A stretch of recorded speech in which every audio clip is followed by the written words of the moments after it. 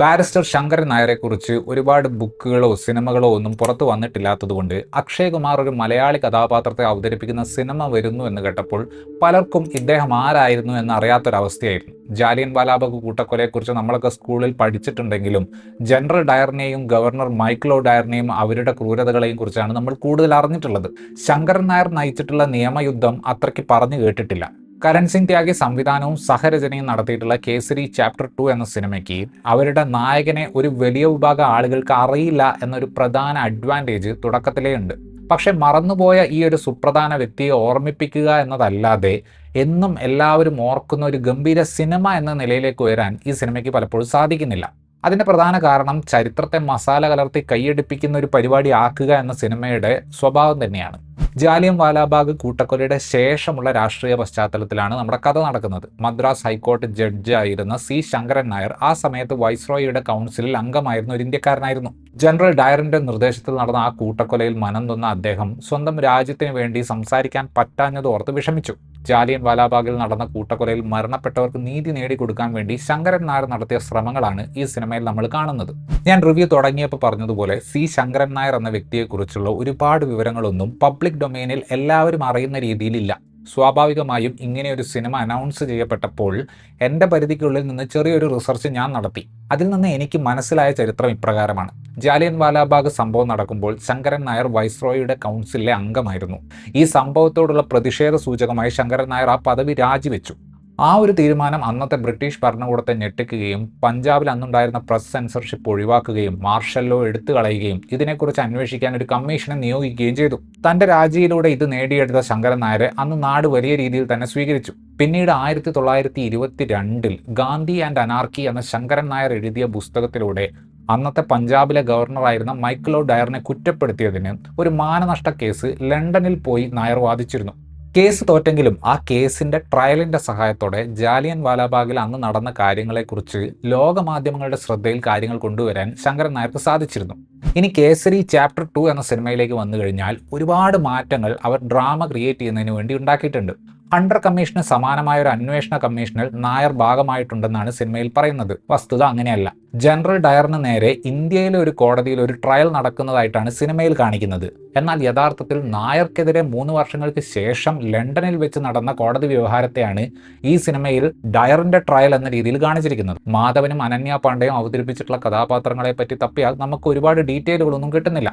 സിനിമയിൽ ആ കഥാപാത്രങ്ങളെ എഴുതിയിട്ടുള്ളതും അവതരിപ്പിച്ചിട്ടുള്ളതുമായിട്ടുള്ള രീതി നോക്കുകയാണെങ്കിൽ ഒരു ബോളിവുഡ് സിനിമയുടെ ഡ്രാമ സെറ്റ് ചെയ്യാൻ വേണ്ടി ക്രിയേറ്റ് ചെയ്തിട്ടുള്ള ഫിക്ഷണൽ കഥാപാത്രങ്ങളായിട്ടാണ് തോന്നിയത്. നമ്മൾ കാണുന്ന ബയോപിക്കുകൾ ഭൂരിഭാഗവും മസാല ചേർത്ത് സത്യത്തിൽ നിന്നും സ്വല്പം മാറി സംവിധായകരുടെ ക്രിയേറ്റീവ് ലിബർട്ടി യൂസ് ചെയ്തിട്ടുള്ള സിനിമകളാണ് എന്ന യാഥാർത്ഥ്യം ഞാൻ അംഗീകരിക്കുന്നു. പക്ഷേ അതൊരു ഗുണമുള്ള കാര്യത്തിന് വേണ്ടി ചെയ്യുമ്പോൾ അതിനൊരർത്ഥമുണ്ട്. ബാഗ് മിൽഖ ബാഗ് എന്ന സിനിമയുടെ ഈ ടൈറ്റിൽ കേന്ദ്ര കഥാപാത്രത്തിന്റെ ജീവിതത്തിലെ 2 സുപ്രധാന സ്ഥലങ്ങളിൽ വരുന്നത് ഡ്രമാറ്റിക് ആയിട്ടാണ് ക്രിയേറ്റ് ചെയ്തിട്ടുള്ളതെങ്കിലും അത് സിനിമയുടെ വസ്തുതകളിൽ നിന്ന് വല്ലാതെ മാറിപ്പോകാത്ത രീതിയിൽ ഒരു സിനിമാറ്റിക് സ്വഭാവം കൊടുക്കുന്നുണ്ട്. ഇനി ഈ സിനിമ തന്നെ എടുത്താൽ ജാലിയൻ വാലാബാഗ് കൂട്ടക്കൊലയും നായർക്ക് നൈറ്റ്ഹുഡ് കിട്ടുന്നതും ഏതാണ്ട് ഒരേ സമയത്ത് നടക്കുന്നതായിട്ടാണ് കാണിക്കുന്നത്. എന്നാൽ സത്യത്തിൽ ഈ 2 സംഭവങ്ങളും തമ്മിൽ 7 വർഷത്തെ വ്യത്യാസമുണ്ട്. ഇത്തരത്തിലുള്ള ക്രിയേറ്റീവ് ലിബർട്ടികൾ ഒരു പരിധിവരെ കച്ചവട സിനിമയിൽ അംഗീകരിക്കാവുന്നതാണ്. പക്ഷേ അധികമാരും ചർച്ച ചെയ്തിട്ടില്ലാത്തൊരു വ്യക്തിത്വത്തെക്കുറിച്ച് നിങ്ങളൊരു സിനിമ എടുക്കുമ്പോൾ, അതും അൺടോൾഡ് സ്റ്റോറി എന്ന ക്യാപ്ഷൻ വെച്ചിട്ടിറക്കുമ്പോൾ, നടന്നിട്ടില്ലാത്ത ഒരു ട്രയൽ സിനിമയുടെ പ്രധാന സംഭവമാകുന്നത് ക്രിയേറ്റീവ് ലിബർട്ടിയുടെ ഒരു ദുരുപയോഗം പോലെ തോന്നി.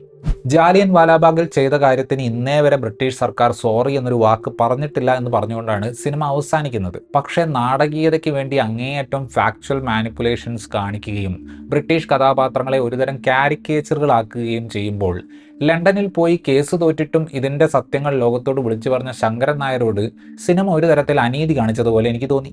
ആളുകളെ കൈയടിപ്പിക്കാൻ വേണ്ടി ബ്രിട്ടീഷ് കോടതിയിൽ എഫ് വേർഡ് ആവർത്തിച്ച് പറയുകയും വളരെ ജനറിക് ആയിട്ടുള്ള ചില സബ്പ്ലോട്ടുകൾ ഫേക്ക് റേപ്പ് കേസ് പോലെ സൃഷ്ടിക്കുകയും ചെയ്ത് ഏതൊക്കെ കഥാപാത്രങ്ങളും സാഹചര്യങ്ങളുമാണ് ഇവർ സൃഷ്ടിച്ചത്, ഏതൊക്കെ ഭാഗങ്ങളാണ് ശരിക്കും നടന്നത് എന്ന് സാമാന്യ എളുപ്പത്തിൽ മനസ്സിലാക്കാൻ പറ്റുന്ന രീതിയിലാണ് സിനിമയുടെ ആകമൊത്തത്തിലുള്ള എഴുത്തിൻ്റെ നിലവാരം.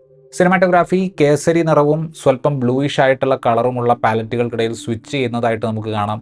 മോണോക്രോമാറ്റിക് സ്വഭാവവും കഥാപാത്രങ്ങളുടെ കോസ്റ്റ്യൂമുകളും ചില സ്ഥലങ്ങളിലൊക്കെ സിനിമയ്ക്ക് ഒരു ഹാരി പോട്ടർ വിഷ്വൽ എസ്തറ്റിക് കൊടുക്കുന്നുണ്ട്.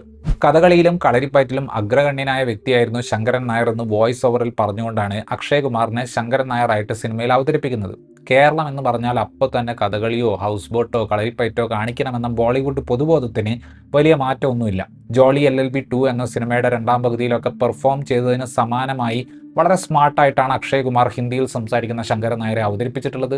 റിയലിസ്റ്റിക് കോടതി അല്ലാത്ത ഈ സിനിമയിലെ കോടതിയിൽ ടാർഗറ്റ് ഓഡിയൻസിനെ തൃപ്തിപ്പെടുത്താൻ വേണ്ടി എഴുതിയിട്ടുള്ള തീപ്പൊരി ഡയലോഗുകൾ ഉദ്ദേശിച്ച ഇമ്പാക്റ്റിൽ തന്നെ പറയാൻ അക്ഷയ് കുമാറിന് സാധിക്കുന്നുണ്ട്. മതി, നമുക്ക് വീട്ടിൽ പോകാം എന്ന ഒരേയൊരു മലയാളം ഡയലോഗ് പുള്ളി പറഞ്ഞപ്പോൾ മലയാളിയായ എനിക്ക് അതെന്താണെന്ന് മനസ്സിലാക്കാൻ സബ് ടൈറ്റിൽ ഉപയോഗിക്കേണ്ടി വന്നു എന്നത് സങ്കടകരമായ ഒരു കാര്യമായിരുന്നു. സ്വല്പം എക്സെൻട്രിക് ആയിട്ടുള്ള സാൾട്ട് ആൻഡ് പെപ്പർ ലുക്കിലുള്ള എതിർഭാഗം വക്കീലിനെ ആർ മാധവൻ മികച്ച സ്ക്രീൻ പ്രസൻസോടെ അവതരിപ്പിച്ചു. നിർഭാഗ്യവശാൽ ആ കഥാപാത്രത്തിനെ എഴുതിയിട്ടുള്ളത് വളരെ ബേസിക് ലെവലിലായിരുന്നു. സിനിമയുടെ ഒരു ഘട്ടത്തിൽ ക്ലീൻ ഷേവ് ചെയ്ത മാധവനെ കാണിക്കുന്നുണ്ട്. അത് കണ്ടപ്പോൾ എനിക്ക് തോന്നിയത് അദ്ദേഹം ഫിസിക്കലി സ്വല്പം ട്രാൻസ്ഫോം ചെയ്യുകയായിരുന്നെങ്കിൽ അക്ഷയ് കുമാറിനേക്കാൾ ഒത്തന്റിക് ആയിട്ടുള്ള ഒരു കാസ്റ്റിംഗ് ചോയ്സ് ആകാൻ മാധവന് സാധിക്കുമായിരുന്നു എന്നാണ്. ദിൽറീത് ഗിൽ എന്ന പഞ്ചാബി വക്കീൽ കഥാപാത്രത്തെയാണ് അനന്യ പാണ്ഡെ ഈ സിനിമയിൽ അവതരിപ്പിച്ചിട്ടുള്ളത്. സൗത്ത് ബോംബെ ആക്സെന്റിലേക്ക് ഡയലോഗ് ഡെലിവറി പോകാതിരിക്കാൻ വളരെ കോൺഷ്യസ് ആയി ശ്രമിക്കുന്നത് പോലെ ഉണ്ടായിരുന്നു അനന്യയുടെ പെർഫോമൻസ്. റോക്കറ്റ് ബോയ്സ്, ജാട്ട്, ഇപ്പോൾ ഈ സിനിമ സൗത്ത് ഇന്ത്യൻ ഭാര്യ കഥാപാത്രത്തെ അവതരിപ്പിക്കാനുള്ള ബോളിവുഡിന്റെ സ്ഥിരം ചോയ്സ് ആയിട്ട് റെജീന കസാൻഡ്ര മാറിക്കൊണ്ടിരിക്കുകയാണ്. ബ്രിട്ടീഷ് കഥാപാത്രങ്ങളെ അവതരിപ്പിച്ച ബ്രിട്ടീഷ് നടന്മാരെല്ലാം സ്വല്പം ഓവറാക്കി സ്വന്തം കഥാപാത്രങ്ങളെ കോമാളികളാക്കുന്നുണ്ട്.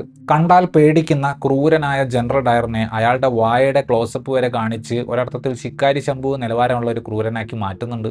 സ്വാതന്ത്ര്യ സമര ചരിത്രത്തിൽ ജാലിയൻ വാലാബാഗ് സംഭവത്തെക്കുറിച്ച് പറയുമ്പോൾ അത്രയധികം പറഞ്ഞിട്ടും പ്രശംസിച്ചിട്ടും ഇല്ലാത്ത ചേറ്റൂർ ശങ്കരൻ നായർ എന്ന വ്യക്തിയെക്കുറിച്ച് കുറെ പേർ അറിയുക എന്നതാണ് ഈ സിനിമയുടെ പ്രധാന ദൗത്യം.